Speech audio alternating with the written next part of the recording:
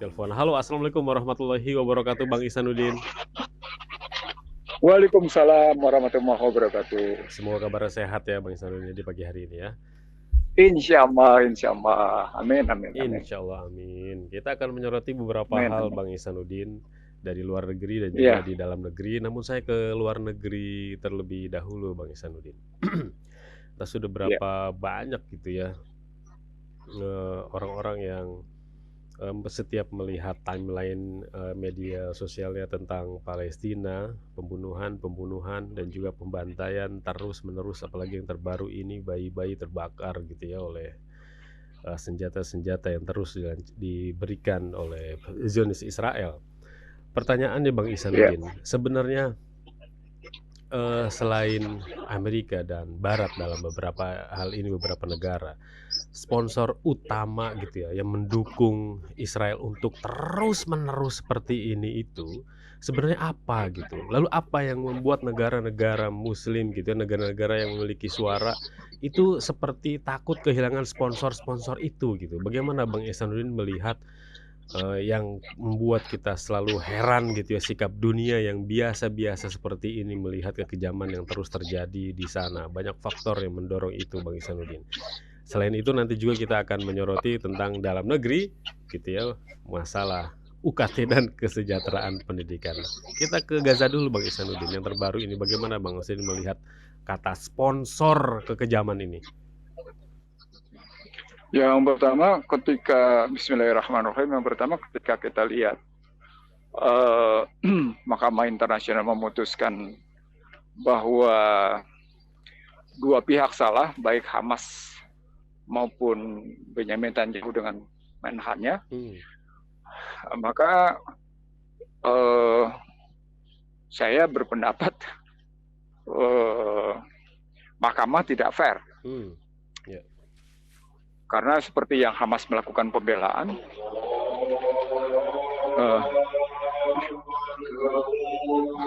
waduh ini Ada suara, boleh nggak kita? ada suara azan. Ini suara azan gimana nih? Ini azan pagi di mana nih Bang Oke, Ihsanuddin? ini pagi. Ini nah tuh. Iya. Itu azan di Masjid Nabawi Masjid ini. Nabawi, Masya Allah. Nggak apa-apa Bang Ihsanuddin. Yang penting suara Bang Ihsanuddin bisa lebih kencang. Oke. Ada suasananya. Berarti kita mungkin nggak terlalu panjang karena sambil nunggu subuh ya. Baik. Oke.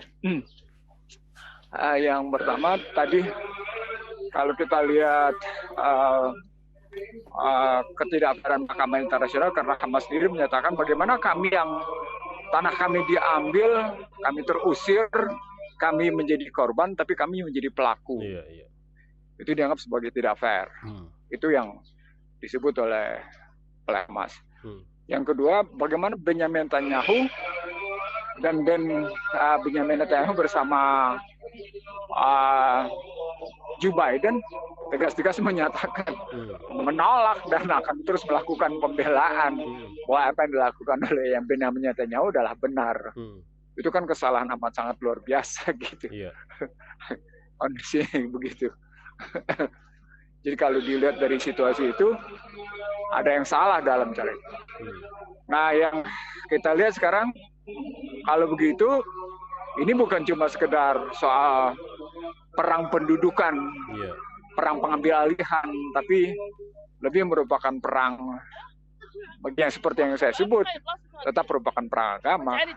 Kalau kita lihat sebagai perang agama, nah, kalau sudah statusnya perang agama ya sudah, dia nggak akan berhenti sampai kapanpun, dia nggak akan berhenti gitu. Dia nggak akan berlanjut terus. Nah, peta lebih lanjut mendalam kenapa umat Islamnya kayak gini, yang harus kita lihat adalah 87% masyarakat dunia itu mengaplikasikan sistem Yahudi, sistem ekonomi Yahudi. Jadi nggak bisa kita bilang ini sistemnya itu makanya sebenarnya yang mestinya diboikot bukannya barang tapi sistem gitu. Karena 87% masyarakat dunia itu menggunakan sistem Yahudi. Ya, gitu. boikot sistem.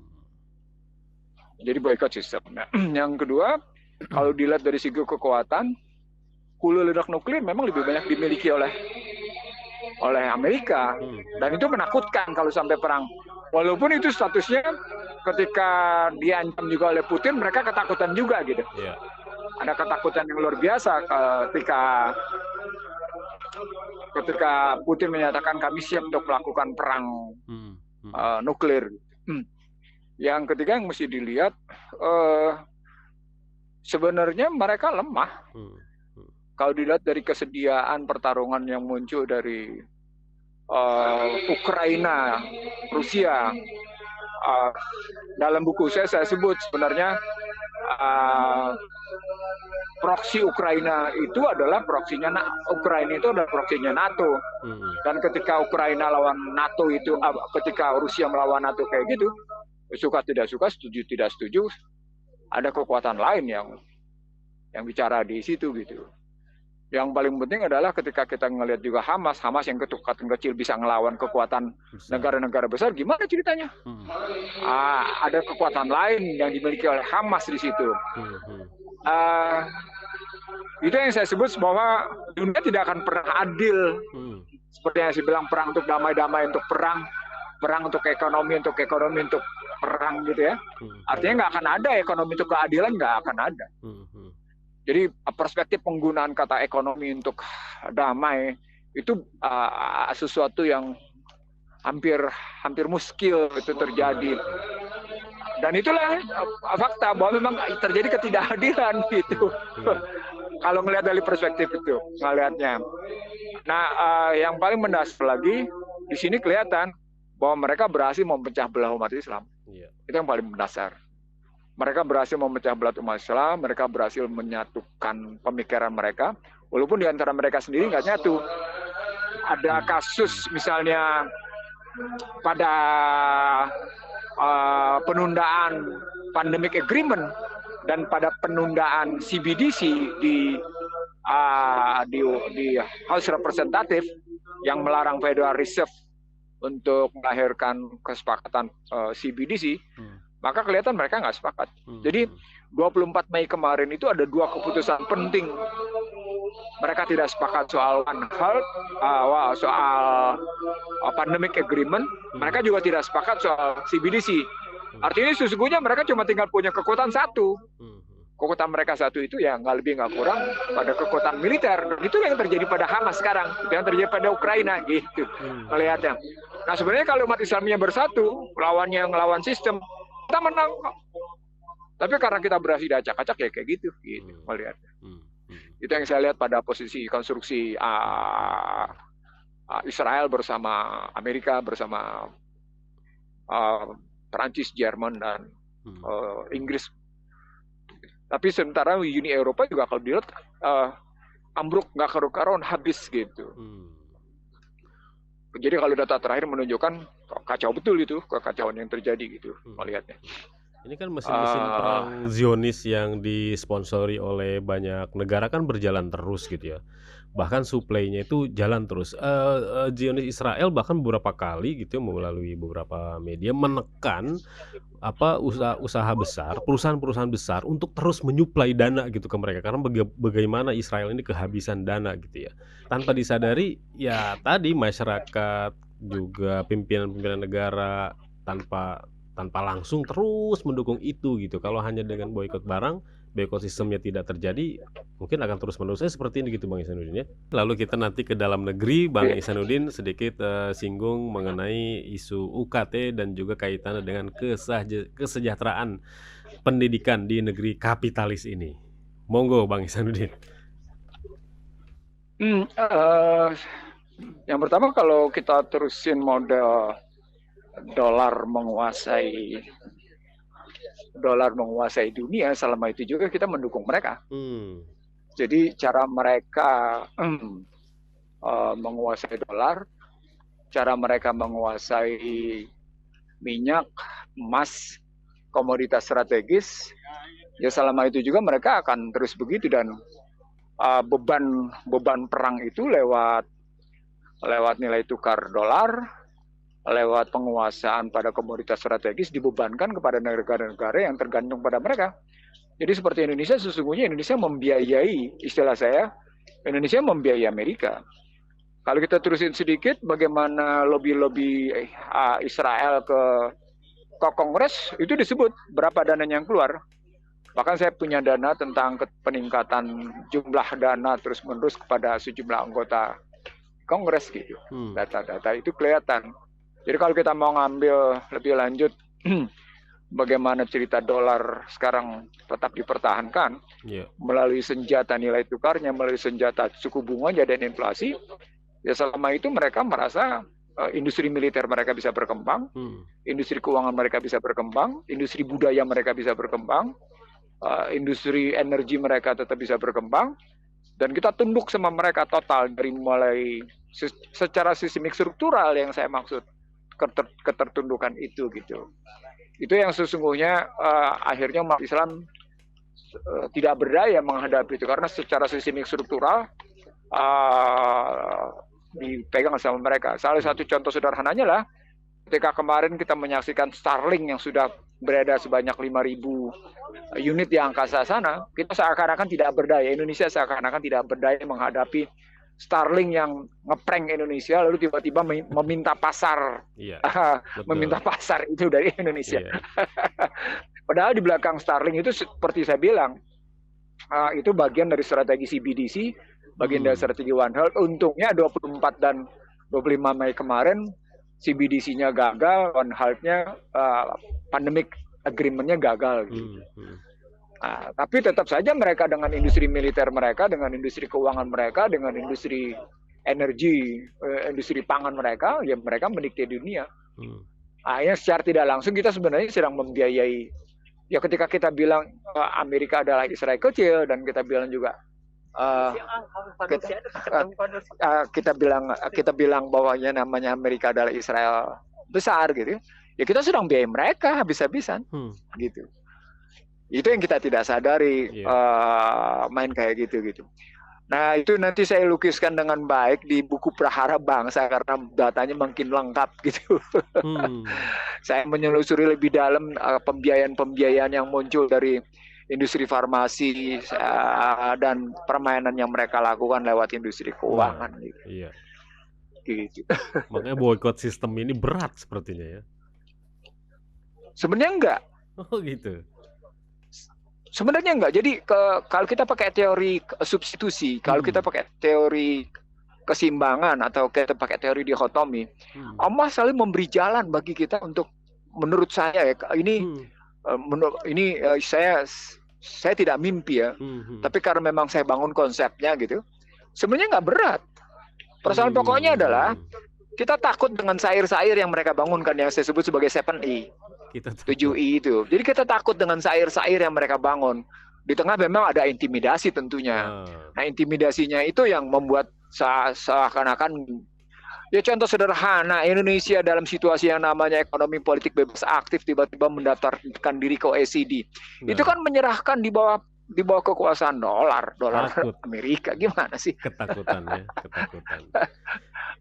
Itu kan ketakutan.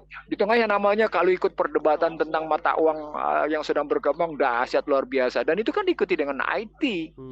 Jadi kalau mengikuti perdebatan kaum kritis yang muncul baik di Uni Eropa maupun yang muncul di Amerika sendiri, saya kira banyak orang Indonesia yang paham bahwa sesungguhnya kita sudah terperosok jauh. Saya baru aja beli buku, dan buku itu termasuk mahal. Ditulis oleh Stiglitz sebagai cerita tentang kegagalan neoliberal, yang sebenarnya buat saya tidak baru, tetapi saya ingin mengatakan apa yang ditulis Stiglitz dalam buku yang baru banget, gitu ya. Itu mengkonfirmasi kajian-kajian saya selama 4 tahun di Russell. Jadi selama 4 tahun ini saya melakukan kajian kayak gitu. Itu hampir semua halaman yang ditulis oleh Joseph Stiglitz dalam buku barunya itu mengkonfirmasi apa yang kita sajikan. Dan bahkan dengan model matrikulasinya itu matrikulasi yang sedang saya kerjakan gitu. Dan dia sudah buat itu.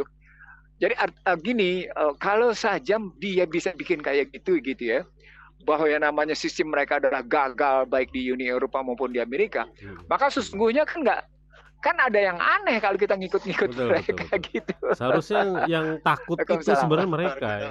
Seharusnya. Alhamdulillah. Ya. Jadi begitu ceritanya kalau mau dilihat dari perkembangan yang sedang muncul itu gitu. Zionis dan Barat Ada kesalahan harusnya sangat besar takut. gitu yang itu yang saya bilang, kita ketakutan, kita terkena yang saya sebut sebagai shock doktrin. Jadi kalau kayak itu kita sebutnya sebagai shock doktrin. Kita nyebutnya sebagai teorinya Noria Hertz. Itu bagaimana shock doktrin memunculkan perilaku intimidasi atas posisi itu gitu. Gitu. Gitu. Bapak yang saya lihat ke TV itu ya, alhamdulillah Pak. Terima kasih. Saya Pak. Maaf Pak, sedang wawancara ya Pak. Ini banyak jamaah kenalin saya. Ini live juga kita dengerin aja di radio nih. Ini banyak sekali. Bukan 1-2 setiap jamaah Indonesia yang lewat ini Bapak Ihsanuddin Nur. Masya Allah. Ini kita minta doanya juga dong nanti nih, minta doanya di sana. Amin, amin. Semoga kita berkah, semoga kita sudah melindungannya dan rahasia tetap betul-betul menyatukan Islam yang terserak tidak karu-karuan baik di dunia nasional, baik di panggung nasional maupun di panggung regional dan internasional gitu. Kalau ke dalam menyatukan hati kita. Amin. Kalau ke dalam negeri Bang Ihsanuddin analisanya gimana nih isunya sedang naik saat ini ya, UKT dan kesejahteraan pendidikan di negeri ini sebenarnya bagaimana? Argumennya Kemendikbud tentang pendidikan tinggi sebagai tersir itu argumen Undang-Undang Dasar 2002. Karena memang Undang-Undang Dasar 2002 itu hanya memberikan kewajiban pada pemerintah hanya pada skala menengah atas. Sampai pendidikan menengah merupakan kewajiban pemerintah untuk membiayai 20%. Nah, begitu masuk pendidikan tinggi, ini di sini kesalahannya Kementerian Pendidikan. Mereka menyebut sebagai tersier, itu salah total. Anda bayangkan nggak kalau di Amerika saja dengan model pemberian kredit dan kemudian beberapa tetap memberikan pembiayaan beasiswa, itu menunjukkan pertanggungjawabannya gitu. Tapi kemudian sini di Indonesia disebut sebagai namanya sebagai kebutuhan tersier. Itu negara tidak bertanggung jawab dalam konstruksi mencerdaskan kehidupan bangsa itu. Negara menanggalkan pertanggungjawaban sebagai mencerdaskan kehidupan bangsa. Itu parah itu di situ tuh. Itu satu. Yang kedua, kalau uang kuliah tunggal, kalau uang kuliah tinggal demikian mahal, itu kan punya relasi bahwa seluruh hajat hidup orang banyak ketika diserahkan ke komersial, ke sektor menjadi sektor komersial. Jadi saya ulang, seluruh barang dan jasa publik diserahkan ke komersial, maka dia akan menjadi komoditas yang diperdagangkan dan akan makin mahal. Dan itu makin kita lihat di Indonesia, dengan kita lihat biaya kesehatan dan pendidikan, itu membuktikan bahwa kita sedang, ini omongan saya yang entah keberapa kali, Indonesia sedang menapaki jejak kegagalan Barat. sedang menapak kilas kegagalan Barat dan sedang mengikuti jejak kegagalan Barat gitu dalam mengangkat harkat martabat manusia. Silahkan deh baca buku. Kalau mungkin omongan Ihsanuddin Nursi yang sudah berpuluh tahun kayak gini nggak didengar, baca buku Stiglitz yang terakhir deh, The Freedom itu. The Freedom ya. Silakan deh baca deh bukunya, baru harganya lumayan mahal gitu.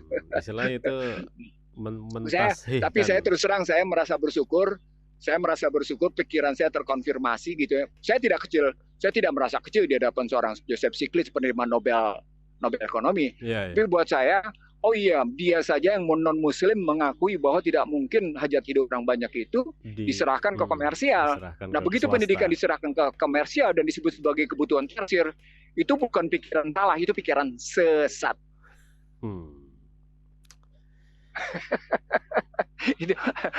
Dan itu artinya Anda tidak sedang membangun kecerdasan kehidupan berbangsa bernegara, dan Anda tidak memberi peluang mobilitas vertikal. Dan mobilitas vertikal ke atas itu hanya boleh terjadi pada orang-orang kaya. Itu berarti berlaku apa yang disebut oleh Paulo Freire, pedagogi of the oppressed, bahwa pendidikan adalah sistem deposito, bahwa pendidikan hanya milik orang kaya, hanya mereka yang punya duit yang bisa menikmati atas pendidikan itu gitu ngelihatnya. Nah itu yang jadi masalah gitu kalau kita lihat dari situasi pernyataan yang muncul terakhir. Nah bayangkan juga kalau kemudian Kementerian Pendidikan menghilangkan pendidikan agama, pendidikan moral dan lain-lain, dan jalur pendidikannya kemudian dirusak, nggak karu-karuan itu. Itu rusaknya biasa di situ tuh. Jadi saya kira otoritas ini bukan hanya otoritas pendidikan, otoritas negara mestinya patut berpikir, mereka betul nggak sih kemarin ngucapin janji sumpah konstitusi itu gitu, sumpah jabatan itu. Jangan salah loh, ketika balik ke sumpah jabatan itu kayak gitu, terus mereka kayak gitu, saya harus bilang berkali-kali, dan ini saya bilang terus, nanti di akhir masa jabatan Anda atau kemudian menjelang kehidupan Anda, itu kehidupan Anda terhina loh. Itu udah rumusnya begitu. Ketika Anda di awalnya kemuliaan, tapi dalam proses kemuliaan itu Anda melakukan kemudaratan dan kezaliman, maka Anda akan menutup seluruhnya itu dengan kehinaan. Itu tesisnya begitu, Angga. Itu mengerikannya di situ begitu. Jadi jangan sekali-kali yang namanya hajat hidup orang banyak, baik barang maupun jasa gitu ya, itu dikomersialkan, rusak nggak karu-karuan gitu. Mengkhianati konstitusi itu mengkhianati rakyat, itu kadang-kadang yang suka lupanya. Udah itu. Pasti, disangkanya udah pasti. Dan itu ganti pasal artinya itu Anda juga kemudian mengkhianati sumpah jabatan Anda sendiri gitu. Pasti udah kayak gitu. Bayangkan, ya saya memang dulu menikmati satu semester cuma bayar 15.000. Anak saya memang menikmati satu semester bayaran cuma 2 juta gitu. Dan kebetulan di perguruan tinggi terbaik di negeri ini gitu. Tapi bayangkan sekarang kalau masuk kedokteran bisa miliar kayak gitu. Coba masuk fakultas ini biaya UKT-nya sampai luar biasa mahalnya, kan nggak tahu gimana ceritanya. Kan ada yang salah gitu. Salahnya luar biasa, yang tadi sesat akhirnya gitu. Penyesuaian income dari pendapatan. Nah ini yang perlu, ini tantangan. Jadi kalau Prabowo Subianto kemarin berpikir tentang makan siang gratis yang berubah menjadi makan pagi gratis, berubah lagi jadi berubah terus, sudahlah. Sekarang kita ambil aja ke dalam konstruksi yang benar. Konstruksi kita yang benar adalah gitu ya, barang dan jasa publik itu tidak boleh dikomersialkan. Apa itu? Paling tidak 2, pendidikan dan kesehatan. Ini utama. Itu aja dulu dibenahi. Jadi kalau pendidikan dan kesehatan itu adalah kewajiban mandatori konstitusi statusnya. Mandatori konstitusi, amanat konstitusi. Jadi kalau Anda nanti diambil sumpah jabatan tapi Anda tidak menjalankan sumpah konstitusi, percayalah, ujung dari kekuasaan Anda pasti terhina, atau paling tidak perjalanan hidup Anda akan terhina setelah berkuasa. Saya banyak contoh kok, contohnya luar biasa.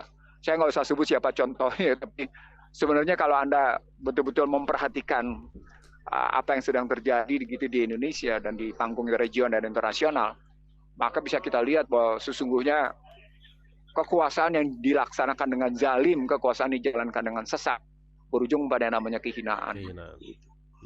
Gitu. Pasti gitu. Dan nggak bisa gitu ya. Dan itu bukan hanya terjadi pada dirinya, tapi terjadi juga pada anak keturunannya. Nah, itu yang paling membahayakan. Ada pada anak keturunannya pasti itu tercatat itu kalau kayak gitu ceritanya. Gitu, Baik Bang Ihsanuddin, ini renungan ibadah hajinya Bang Ihsanuddin kali ini apa nih untuk kita semua nih sebagai penutup? Bukan kontemplasi ya, zikirnya aja nih, zikirnya Bang Ihsanuddin apa nih? Saya sebenarnya saya mau melihat seberapa dalam kesadaran umat Islam dunia di wukuf di Arafah nanti.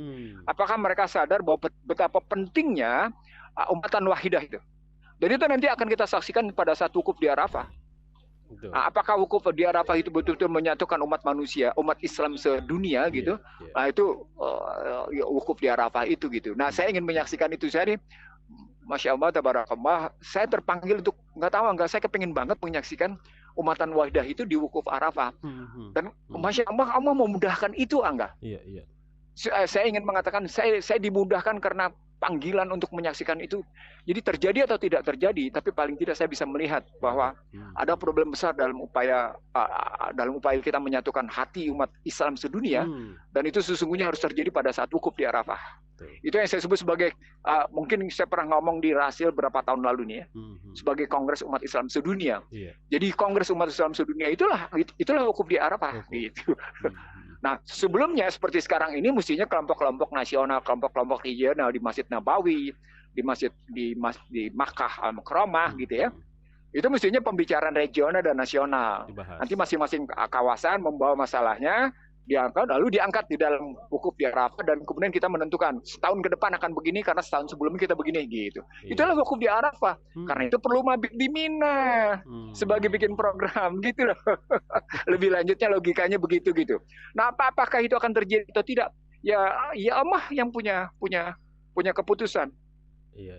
Nah, di situ kewajibannya adalah kita berdoa. Kewajiban kita adalah berdoa. Agar kita tetap bisa disatukan, agar kita tetap bisa saling menghargai. Terusan kalau balik ke dalam partai politik Islam di Indonesia, maaf ya, saya nggak punya harapan. Tidak ada harapan sama Nggak ada sekali. harapan itu kalau bicara partai politik Islam di Indonesia, nggak ada harapan. Mustahil itu kalau kambilnya begitu gitu. Karena ya kelasnya begitu, kelasnya cuma mikir berburu tahta aja sama berburu harta. Nggak lebih bagaimana ingin menyatukan hati gitu. Ya. Iya, bagaimana ingin menyatukan hati kaum muslimin kan lewat situ. Nah, itu yang saya kan ketika saya bercerita tentang Muhammad bin Salman yang mengubah strategi haji dengan cara-cara seperti sekarang, bagaimana juga pajak menjadi kuat, bagaimana harga-harga juga meningkat. Suka tidak suka kan sebenarnya ada pergeseran dari barang dan jasa publik menjadi barang dan jasa komersial. Itu yang sedang kita lihat sesungguhnya. Iya. Itu problem besarnya yang sedang saya lihat gitu, yang sedang kita saksikan sekarang. Nah, saya kira ini makin ketika kita bilang ini, kita makin mendekati titik-titik kritis kehidupan dunia karena masyarakat Islam sendiri terperangkap dalam perangkap dalam tahta dan harta tadi gitu. Nah, jadi benar juga kalau wanita tergelar di hadapan publik memburu tahta dan harta, bersaing dengan pria, ya berantakan karuan. Itu. Saya kira itu yang ingin saya lihat. Saya terus terang saya terpanggil betul ngelihat itu gitu. Apalagi saya tahu betul bagaimana cerita proses haji yang basisnya ziarah, haji yang basisnya furoda, haji yang basisnya macam-macam kan. Betul, dan bagaimana proses di baik di Juanda atau kasusnya di Cengkareng. Dan wah, luar biasa nggak? Luar biasa. Saya terus terang saya dalam Anda bayangkan nggak mayoritas Muslim tapi kemudian Masya Allah saya ingin nantilah saya cerita lebih dalam. Siap. Saya ceritain di Rasil lebih dalam bagaimana temuan lapangan saya gitu ya. Ditunggu dan banget ceritanya. Semuanya mengeluh pada saya. Betul. Jadi kebetulan entah kenapa kemarin pesawatnya delay. Dan dalam posisi saya delay itu ternyata saya dapat manfaat yang amat sangat luar biasa. Ada hikmah. Kebayang nggak? Amat sangat luar biasa pada posisi delay itu. Dan saya menyaksikan di situ betapa yang namanya aparat penegak hukum di situ. Masya Allah, la haula wala quwata illa billah. Dan mereka setelah itu, mereka yang jadi korban, itu bercerita habis-habisan pada saya. Masya Allah, ini apa sih sedang sampai ya Allah, aku dalam hati begini, dalam hati saya ungkap saja nih. Iya. Nih, gue mau berangkat tapi dikasih lihat yang begini, coba ada apa nih? Masya Allah. Artinya saya diminta mungkin oleh Allah menyampaikan pesan ke publik. Ini loh, mayoritas Islam tapi kelakuannya begini gitu. Ada sesuatu yang salah dan salah luar biasa, dan berkali-kali kesalahan itu saya lihat problematiknya adalah ya karena berhasil materialisme ditancapkan, berhasil bahwa mengukur kesuksesan itu dengan harta dan tahta, berhasil itu di situ. Nah, kalau keberhasilan itu terjadi dan terus-menerus dengan model pendidikan yang UKT kayak gitu, ya suka tidak suka orang akan meraih. Kebayang nggak untuk satu masuk sekolah aparat penegak hukum mesti bayar sekian? Iya. Untuk naik pangkat atau pindah jabatan dengan yang lebih baik mesti bayar sekian. Coba gimana tuh? Wah, gawat. Ini namanya Indonesia, ini luar biasa. Ketersesatannya, kekacauan yang dibangunnya. Nah, kalau ambil lagi dari posisi itu, lagi-lagi sebenarnya terpulang pada kita. Kita terpanggil nggak untuk membenahi kita terpanggil nggak, paling tidak bersuara deh kalau nggak Nah. bisa. Kalau nggak bisa bertindak, ya paling tidak bersuara. Berdoa. Seperti Rasil, ketika Rasil tidak bisa, katakan deh Rasil tidak bisa bertindak apa-apa kecuali kemudian menyampaikan dakwah gitu ya. Walaupun Rasil melakukan tindakan yang kecil-kecil gitu ya, entah mersinya, entah apanya, tapi paling tidak kita berbuatlah daripada tidak berbuat. Saya kira begitu, Angga. Berbuatlah daripada kita tidak berbuat. Gitu. Ada ikhtiar. Ada ikhtiar, betul, Angga. Dan soal Allah kemudian menentukannya kayak apa, biarlah apa yang memutuskan. Nah, yang penting kita berbuat, kita terpanggil untuk berjalan di jalannya, di fisabilillah. Demikian Angga yang bisa saya sampaikan. Baik Bang Ihsanuddin. Salah menjadi tanggung jawab saya, doakan saya lancar. Semoga lancar atas panggilannya. Amin, amin.